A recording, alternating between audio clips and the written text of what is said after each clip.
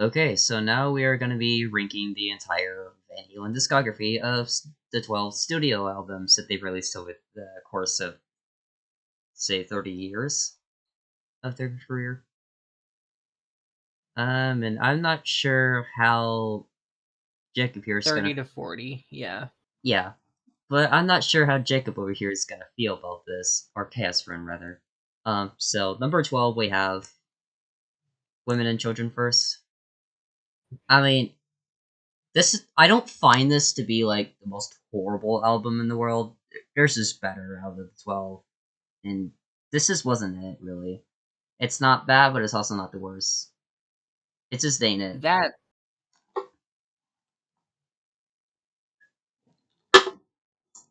I mean, the first half was that is fine. wholly and completely fair. I mean, the first half is decent, and then it just gets worse over the course of the album. So it's kind of like Adrenaline for Deftones is just their weakest link, and then the next one just becomes a hit. What do you have to say about this one?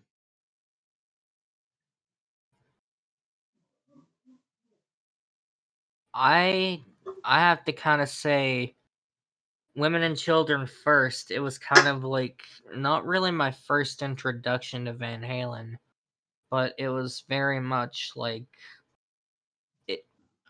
And the Children Will Rock. That is one hell of a track. That is the Yeah, only and the track on that album Cradle that Will is a Rock, you mean? saving grace. Yeah, and the Oh, Children Will Rock. yeah, and James just said, "Hey, give me a bit, and I'll join in," so we can switch to the group chat here in a sec. But we can still have Or this and the recording. Cradle Will Rock, yeah. Yeah, that's the first track of the album, and that's no doubt that's a strong start, no doubt about it. It's just the rest of it. And It just ain't even it. to some extent, everybody wants some. Yeah, Everybody Wants Some. That's another good one. I enjoyed that one. Everybody wants some. I mean, I don't know. I found that track to be one of the absolute bangers on this. Probably number one, Yeah. aside from End of Cradle of Rock. Okay. And then next, number 11, Van Halen 2. I mean, it's better than Women and Children First, but then again, it's one of their weakest links to the discography. Why would I got a problem there. Why Are would you rank it? Why would you rank it at 11 at 11? Why? I mean, I'm confused here. there's better. There's It's like I said, there's better out of the yes, 12. there's better. There's better. Yeah, but I would at least put it in like the top 10, not the top 12, you know? I'd at least put it at 10. Because here's the thing, my personal opinion may differ from your personal opinion. However, there is one thing I'm going to differ with you on here. And what is That that, I may is, ask? when you listen to the song Women in Love, you hear just the harmonics that Eddie's playing, and then the Spanish fly. You get all sorts of different variety out of this album, which is something you didn't really get out of Van Halen 1. Yes, Van Halen 1 is everybody's favorite album. It's a fucking masterpiece, mind you.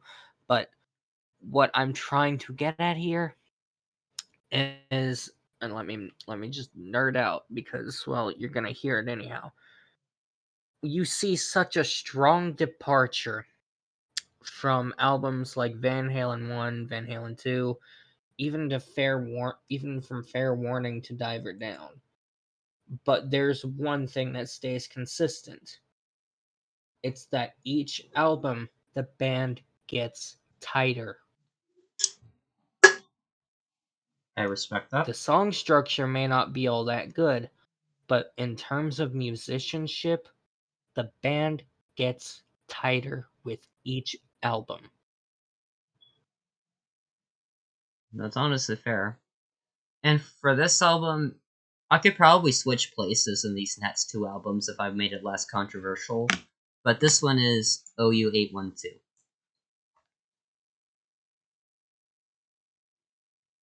Oh, the record I haven't exactly really listened to all that much, have I? Fuck. Okay. Well,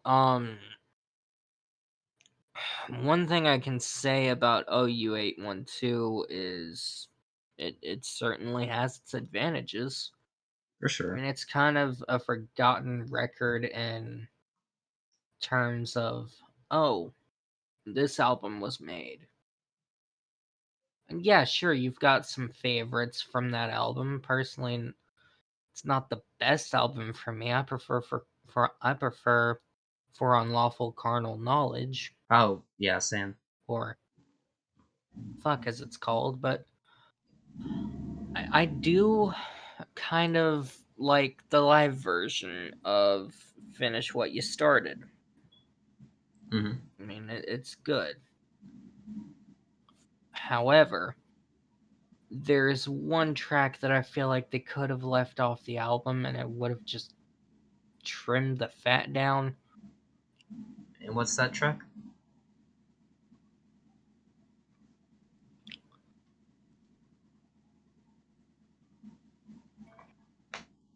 Ow. Uh, Apolitical Blues. Yeah, that's probably one of their weaker tracks on that.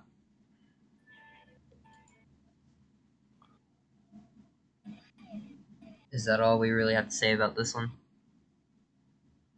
So I don't think I have Other much. than that, the one. No, what were you saying? Saying other than that, I don't think I have much else to say about this one. No, because I mean, OU812 is kind of like the weakest Hagar era album. Hmm. It's kind of like they were trying to find their footing after 5150. They got cocky and decided, oh, we're just going to record the song Mine All Mine first, or last, rather. Because, I mean, you'll hear they experimented with keyboards, with synths, kind of like they did with 5150. Yeah, The only difference is that OU812 is, well, it tried to be 5150, but hyped up, and the songwriting just wasn't there. it just was worse in the sense like they were trying to make a 5150 2.0, but overall it just made it worse.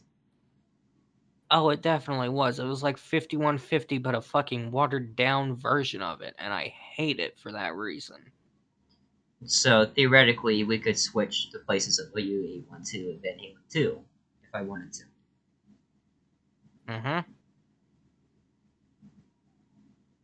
I mean, I could. It might change eventually, but that's just what I had set right Now now. on to the next entry. Okay.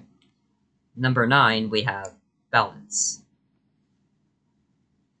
I mean, this was good for me personally. I just didn't think it was better than Diver Down. No way. I have not really had a good enough chance to listen to Balance, and I haven't really gave it that much of a good listen.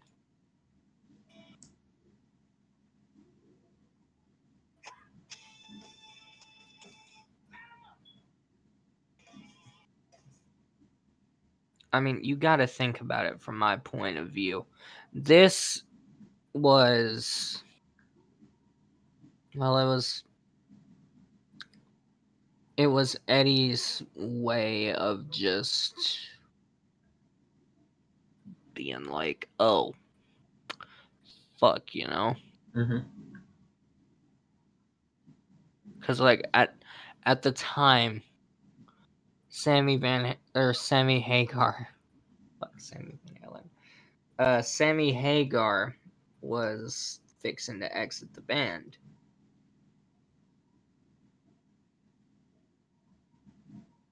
Yeah.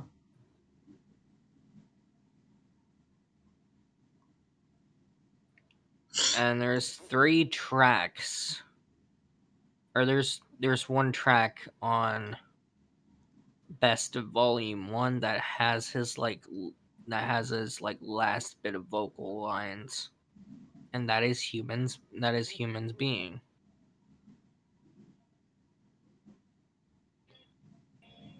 Mhm. God damn. Ugh. Moving on to the next century. Which was Oh, oh, what did we do? wait, what? I was about to say move on to the next century, but I realized you were about to say something, so I'll let you get that out of the way real quick. We haven't even went over for unlawful carnal knowledge yet, sunshine. That's you're skipping the entire fucking point here. Fair enough. I mean, that's high for me personally. But You're gonna number fucking eight, leave then that one off the I pro- record plate? I probably made it obvious when I entered balance, but the next entry is typed for that. Okay. Diver down. Really, there's not a whole lot anybody can say about this record. That's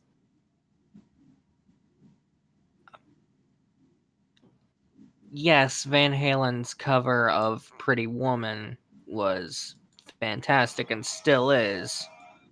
But mind you, there's a reason why Eddie hated this record. He hated making it for this reason. It's because it was so full of covers.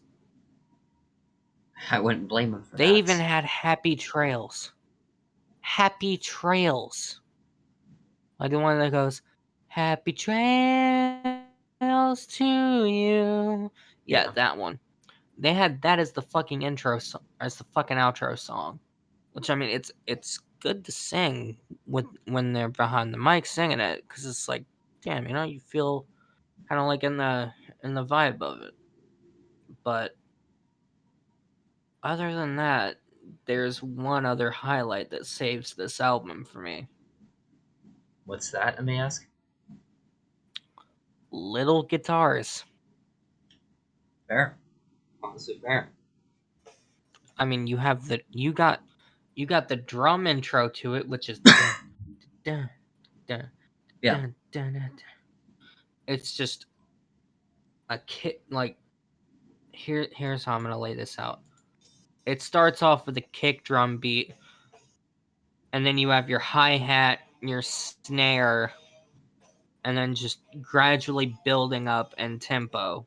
And it starts off in the 90s for a tempo beat. So Yeah. and you build your way up gradually to like 120 the tempo. All right, now on to the next entry. I feel like I've spewed enough. Next one is Van Halen 1. Van Halen 1.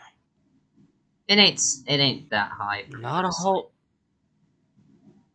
not a whole lot I can say about this album, I'm going to be honest. Like, yes, you have I'm the One. You got fucking Eruption out of it, Running with the Devil, which is a timeless song. And then you have songs like Little Dreamer, Feel Your Love Tonight. Ain't talking about Like, love. it really was just. Yeah, it really was just like both mine and Tyler's introduction to Van Halen. Yeah, but the one thing I But can say. Oh, let me sorry. focus on. Hold on. Let me focus on Atomic Punk for a minute here. Okay. Dear God. When I first heard that song, it was like a kick to the fucking balls.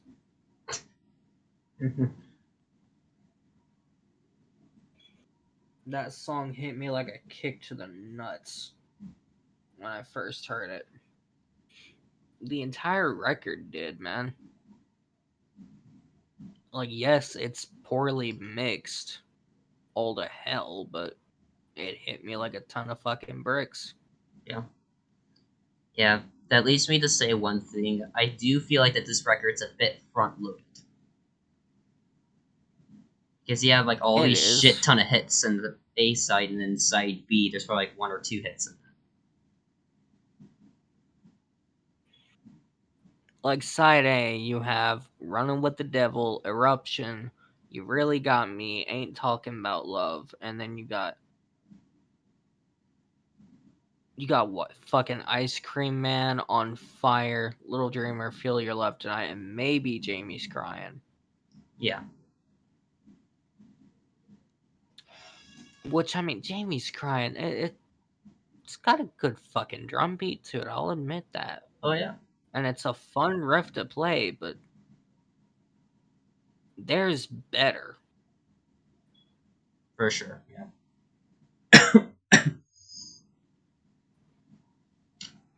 I get the feeling that you're just enjoying me gush about Van Halen, aren't you? I am. It makes this discussion very relevant compared to the last my Deftones discography. That was a good discussion. Like of James and Spicy making fun of how controversial my number 2 and 1 spots were. Because they have White Pony as 1, I had Around the Fur as 1.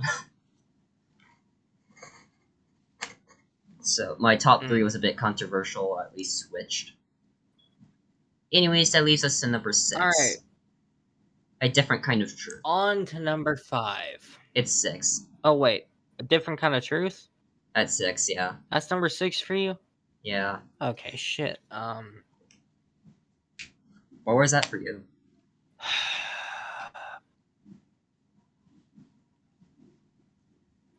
Where was that for me? Mm-hmm. Uh, I'd say like number. Yeah, no, number 6 works. Yeah. It's cool that they brought back the original Van Halen singer just for this record specifically, but I seen that the band or the singer himself did not like this record. Or at least, like, I don't see what's wrong with this record personally. I was seeing people like, this, people don't really like this record, so that's why it's not on different streaming services. And I'm like, I was listening to it, and I'm like, there's literally nothing wrong with this record. At least in that sense, there's nothing wrong with it. Do you want to know why it's not on streaming services? It's like I'm sure it's because David didn't allow it because he didn't like the record. No. It all has to do with the trademark. Yeah, that too. Just wasn't. Nobody on the Van Halen side, on the Roth side, nobody reached out to anybody in the record company and said, hey, renew this. We need to get this renewed. Yeah. And it's a fucking crying shame that they didn't because god damn it, Tattoo sounds really good. Oh yeah. Especially for it to be in what, fucking drop D? Yeah. Personally, one of my favorite tracks on this record was Stay Frosty. I don't know why. I just vibe with Stay Frosty. As you should. All right. Does that leave us to number 5? I believe it does, yes. And this, for me, on the top 5 at the start, will be Van Halen 3.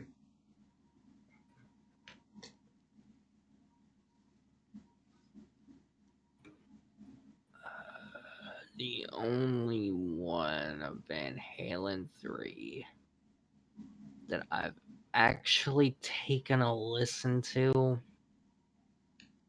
And I'm gonna get some shit for this, I already know I am. How Many Say I? Isn't that the very last track that That's the album? only one I've listened to. Yeah, that is the very last track, and simply because of Eddie Van Halen being on vocals.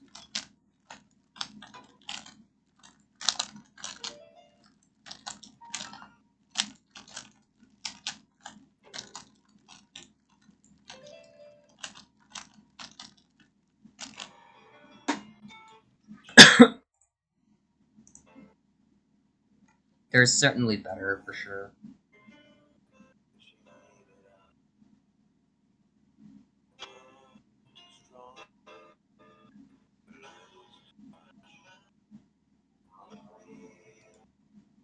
Now what? What'd you say? I'm just saying there is better songs on that record, but Oh, Van Halen 3. What are we talking about here? Not I only say I or whatever that song's called. Which record are we talking about here? Van Halen 3 or We're still on. different one? We just got to Van Halen 3. I was saying there's better songs on that record, sure. But I feel like this was like a pretty decent way of ending it off. For it being an hour How long, many 9 say I songs. just it hit different for me. Yeah. The only thing I don't understand is that how many say I it hit different.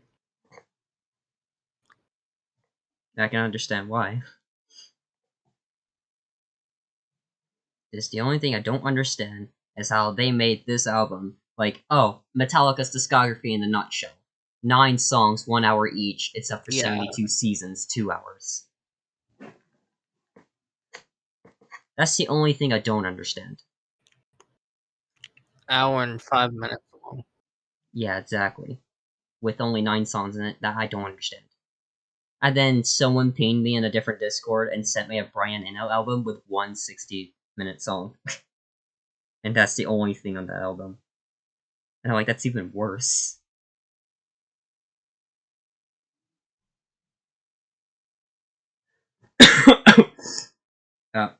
James is typing. Yeah, we're still going. I'm gonna switch over real quick to the group chat. Yeah.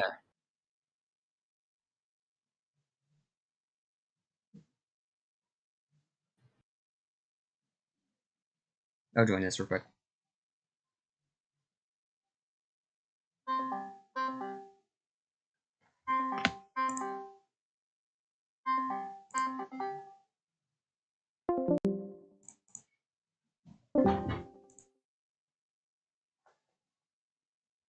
Just give me a sec. Okay.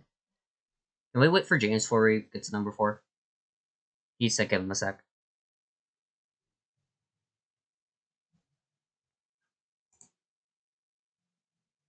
Are you still recording?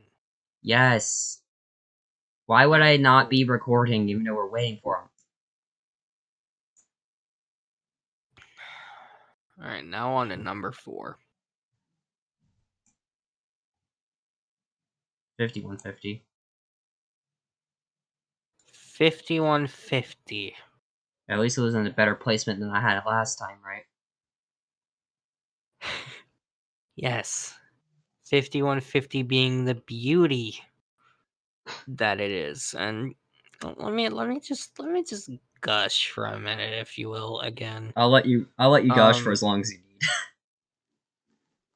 Please do. Oh, I will. It starts off. Sammy Hagar starts it off with a punch to the fucking face with Good Enough. And it doesn't help that Eddie had this fucking Steinberger guitar with a trans trim. It does not fucking help that at all. That track is good enough on its own without the Steinberger, but it's better with it. The whole record is. It's layered throughout the whole record. From Good Enough to even some of Why Can't This Be Love to Get Up, more specifically Get Up for a reason, because you have that yeah, you have that like first note of Get Up and it's just like, oh yes, give me more. and it does, and it's just like,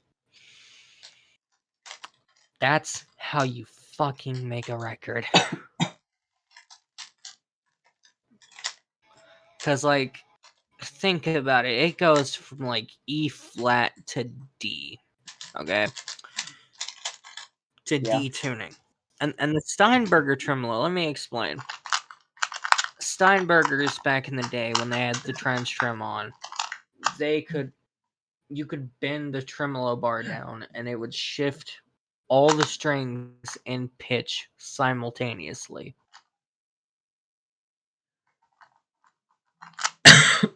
I'm not kidding.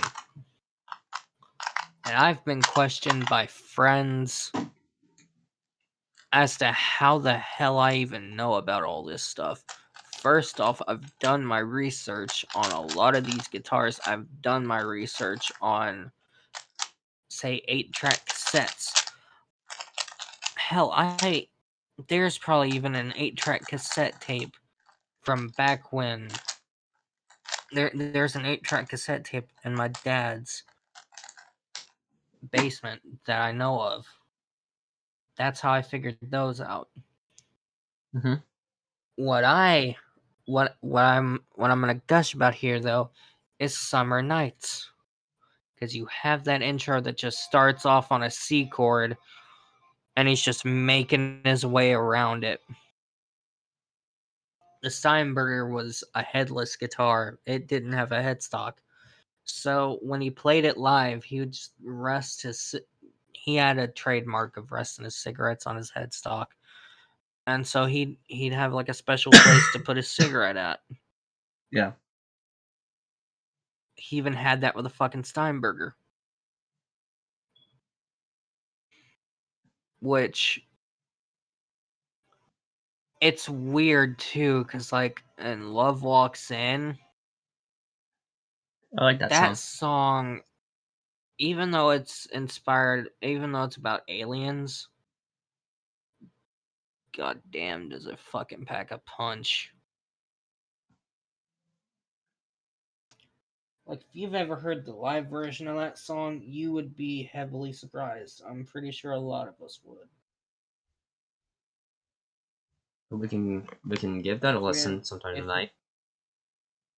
if we had an opportunity to go back in time and see Van Halen live with Sammy Hagar, we would be heavily surprised. I've went back and I've listened to concerts with Sammy behind the mic, and let's just say this: it's a whole hell of a lot better than David Lee Roth. I'm not shit talking that man at all, but David Lee Roth was more of a showman than anything else. He was more showy, he was more flashy about things. Whereas Sammy, he was just there to just sing, man. He wasn't flashy about nothing. You just wanted to sing. I Yeah. see. I see that as fair.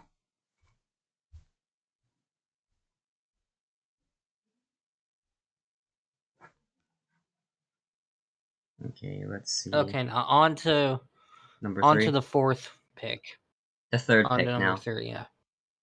and the album you've been talking about this entire time in between picks, for for for unlawful carnal knowledge.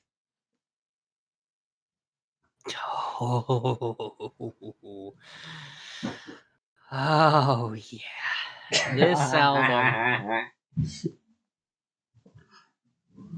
let me tell you, I cannot give this album enough praise. And I've got good reason. Very good. Starting off strong with Pound Cake, you get into the song and you hear the noise of background chatter. And then you hear drill. Like just straight up drill during the first like bit of the song. That fades out. You've got just this explosion. And then Sammy Hagar's vocals, just little innuendos spread out across the record. Oh, not enough can be said about this record to make me not love it. This for unlawful carnal knowledge is a record that if it were made today, it would get people canceled. Oh yeah. It would. And I'm not kidding. When you have a when you have a lyric in a song where it just goes dial 1-900 spanked. this is, I this one starts out with Pound Cake, I believe, right? Yeah, it does, and it ends off on such a the note that it ends off on. Don't even get me fucking started. I'm telling you, when you get me started on shit like this, top of the world. Gracias. Top of the world shit right there. In and out. In and out. I cannot give this track enough praise. When you listen to it on cassette, you go from Pleasure Dome to In and Out.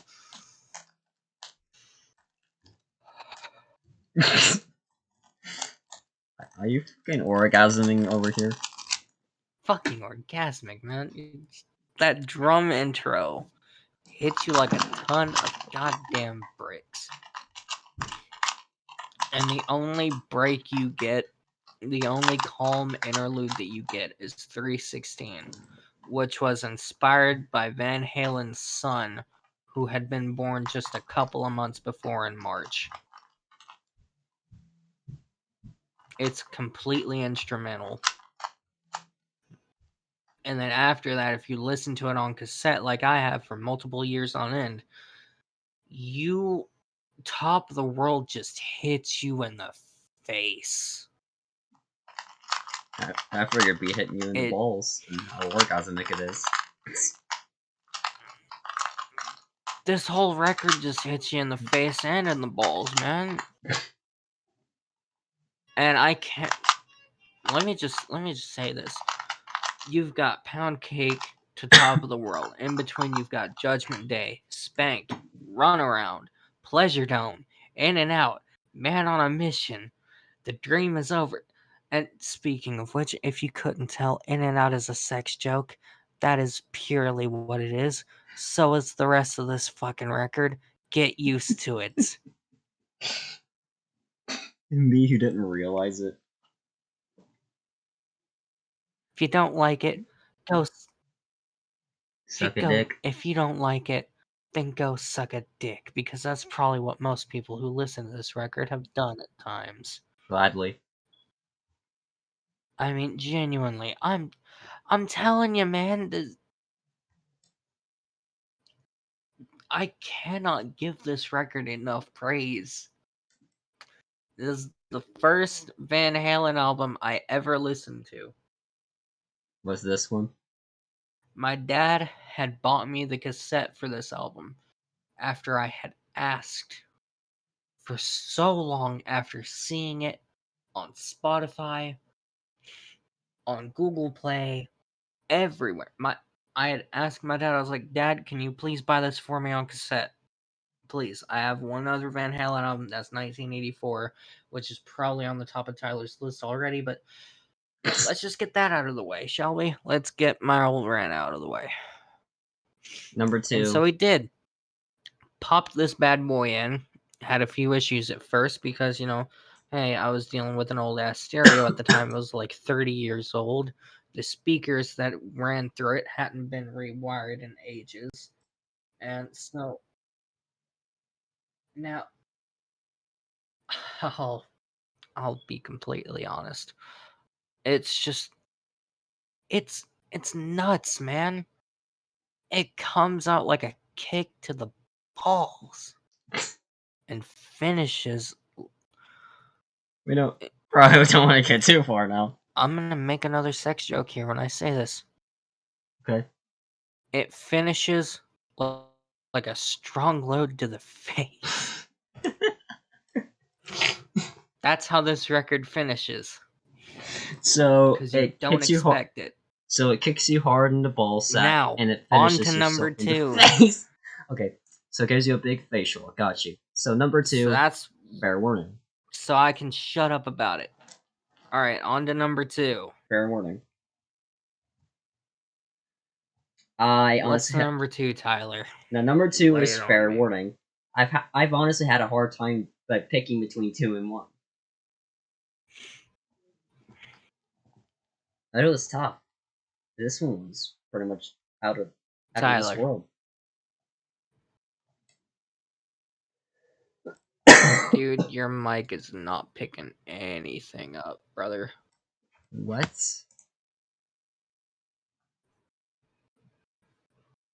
What is it? Is it now? Shit. Number 2, Fair Warning. Alright.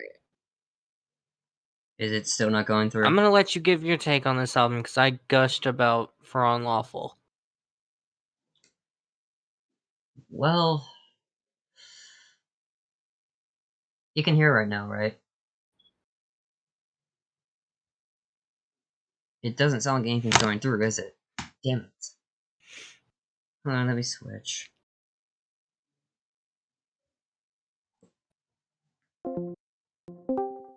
Well, guess I had to fucking switch because nothing was going through, was it? No, and are we still recording? Yeah, it's just on mic audio now, so it might sound a bit weird. Okay, So yeah, fair warning. I honestly had a hard time between choosing 1 and 2 spots. Like, cause this was pretty much an out of this world album, really. Especially with Unchained's existence. very much so. Like, especially with the existence of Unchained. Like, damn.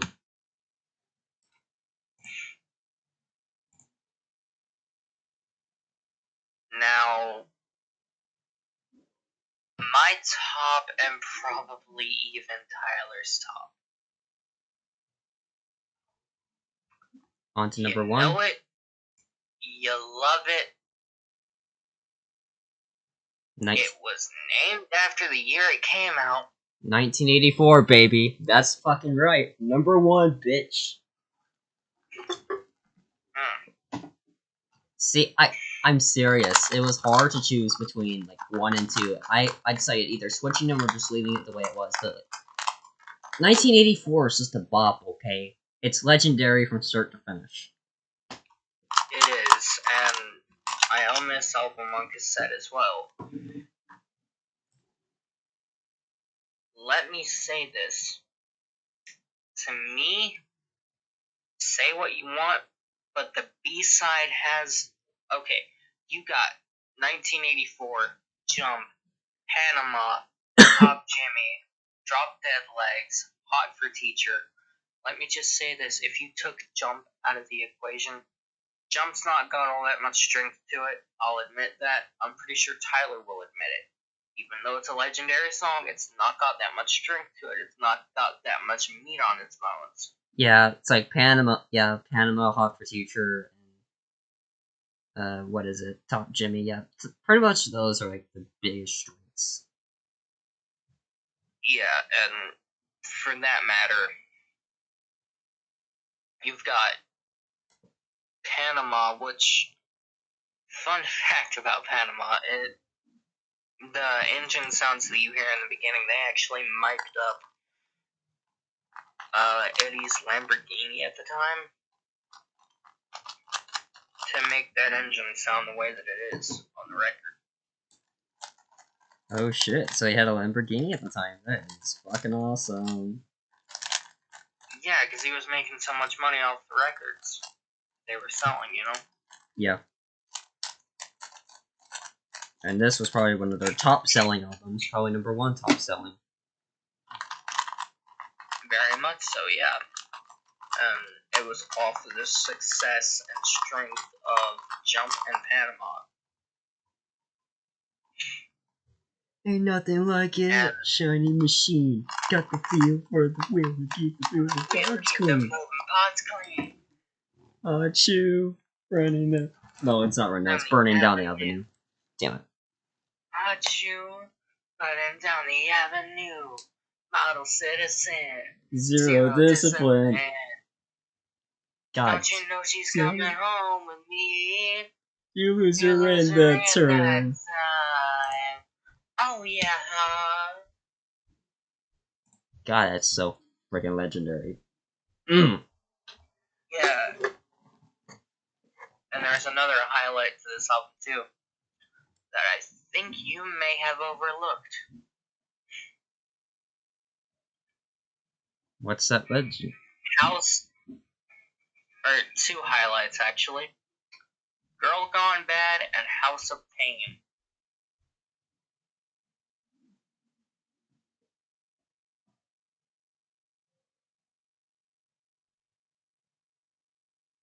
Hmm. They're short, yes, but they're not to be overlooked for a good reason. Spit them reasons. Okay, Girl Gone Bad. That is just a huge rocker on its own. You got Eddie on pinch harmonics for the beginning, and Mike on bass. And just, you got this slow build up to it. And then everything just crashes in.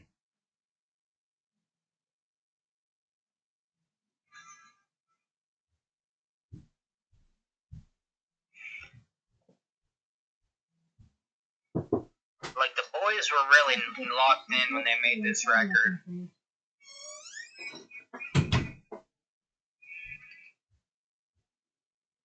And so, you can tell. And what astonished me about House of Pain when I first heard it was that it was just so straightforward.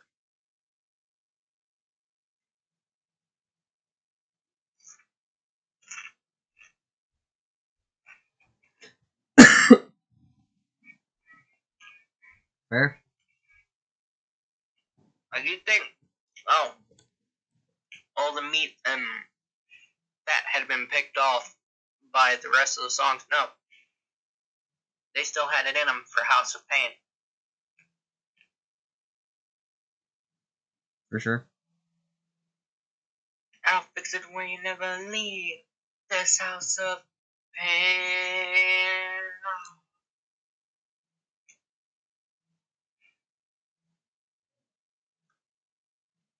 And it's just like, damn, you know? Yep. Not to mention that double kick drum on Hot for Teacher, which just makes it sound like you got like a fucking V8 just going. Oh yeah. That intro to Hot for Teachers hits different. It does. It really does. And I know you're gonna have to go back and censor a lot of this. No, Like, a lot of what I say. No, I'm gonna leave it. Fuck it. I'm gonna leave it. Fuck yeah. If this was what's her face channel, then yeah, she probably would have bleeped some of it out. But that's for her purposes. For me, I'm leaving my shit raw. Fuck that. You know what else you can leave in raw? Oh God, why? Not on YouTube, man. Not on YouTube. Wait till after the recording's done. Like, in and out. Woo. In and out. Why you embarrass me, man? Well, I guess we're gonna leave it at that, right? Uh-huh. But we can still stay on this call in case because James might join here soon. Who knows? But yeah, I see this as not too much of a controversial list, minus the last three options. Mm-hmm. I mean, really, it's not too controversial of a list at all. I mean, aside from me just going completely orgasmic over for unlawful carnal knowledge, but you know it. Can't be helped. Nah, that's not controversial. Having an uncontrollable orgasm over an album, that can't be helped. That's me with Hybrid Theory, pretty much. But I try not to overrate it. Think about it. I have the cassette to 2112. When I first listened to it, when I first popped it in, Excuse me. I listened over the speakers.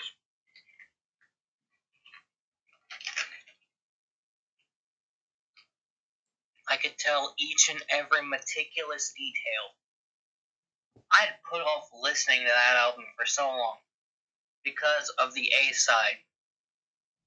I'm like, how the hell am I gonna get through this on cassette? It's not like digital where you can just skip around it. Yeah. Well, it goes by really It goes by really fucking quick. I believe it.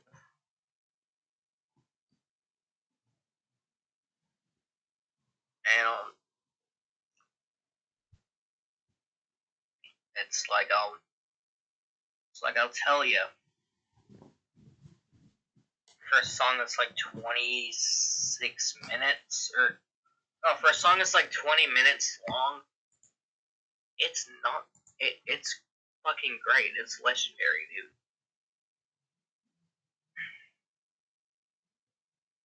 So I guess we're gonna like end off the recording here, right here. Any last words? But this is gonna be a shameless plug on my end. Subscribe to khaosrin. I'm at 8 subscribers. Yay! Tyler's probably only got like a few more than that, but shit. I have 30 subs, but I don't think they all check in the content too much. No. I got Anyways, you. yeah, no, go sub to me if you don't mind. Yeah, go sub the Chaos Runs channel. I can put it in the description for you. And while you're at it, subscribe to mine.